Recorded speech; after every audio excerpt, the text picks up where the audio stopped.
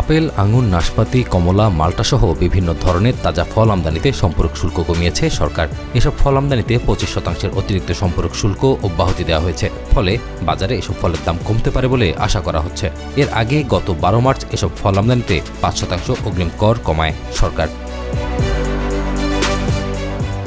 সম্প্রতি এ সংক্রান্ত আদেশ জারি করেছে জাতীয় রাজস্ব বোর্ড। অবিলম্বে তা কার্যকর করারও নির্দেশ দেওয়া হয়েছে। সম্পূরক শুল্কের সুবিধা আগামী 30 জুন পর্যন্ত আমদানিকারকরা পাবেন বলে আদেশে বলা হয়।